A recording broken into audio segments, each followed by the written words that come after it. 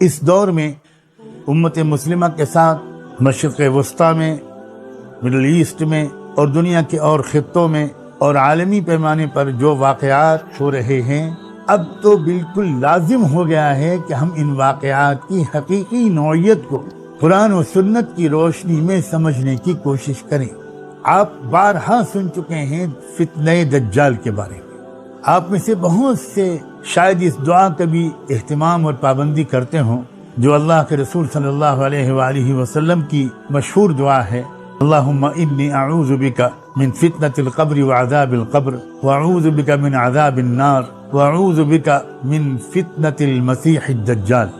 اور آپ صلی اللہ علیہ وآلہ وسلم نے اس بات کو بھی صراحتاً فرمایا کہ دجال کے فتنے سے بڑا کوئی فتنہ انسانیت کے لیے نہیں ہے۔ فتنہ ایک امتحان اور آزمائش کو کہتے ہیں، جس کی حقیقت کو سمجھنا آسان نہ ہو۔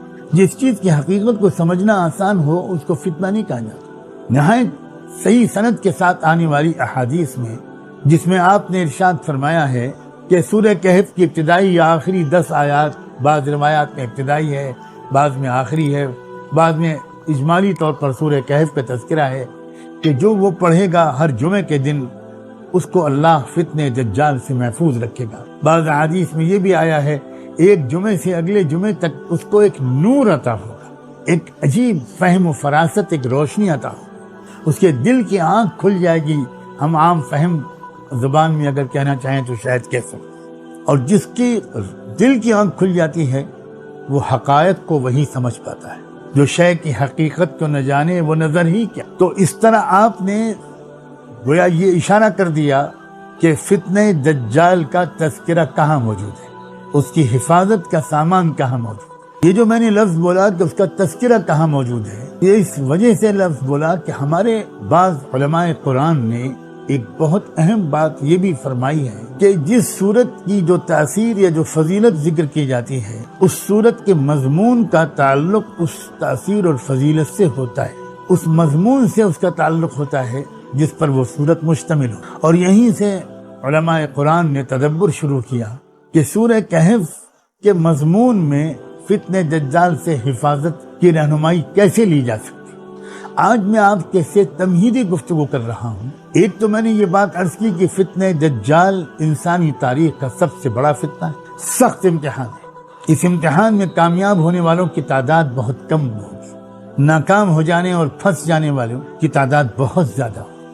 دوسرے سورہ کہف ہی میں یاجوج اور ماجوج کا تذکرہ ہے۔ یاجوج ماجوج کا تذکرہ تو باقاعدہ الفاظ کے ساتھ ہے، اور یاجوج اور ماجوج کا تذکرہ سورہ کہف کے علاوہ سورہ انبیاء میں بھی ہے۔ اور یاجوج اور ماجوج کے بارے میں اللہ کے رسول صلی اللہ علیہ وآلہ وسلم کے بہت سے اہم ارشادات بھی۔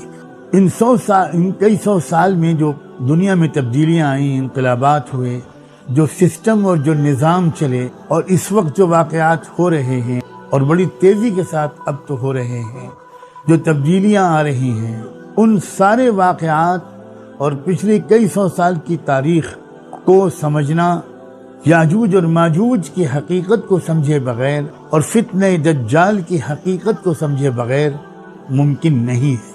آپ چاہیں دنیا کے بڑے سے بڑے صحافی ہوں، دنیا بھر کی انفارمیشن آپ کو ملتی ہو، تب بھی بہت ممکن ہے کہ اپنے ہی ملک میں پیش آنے والے واقعات یا اپنے زمانے میں پیش آنے والے واقعات کی حقیقت کو آپ بھی نہ سمجھ سکیں۔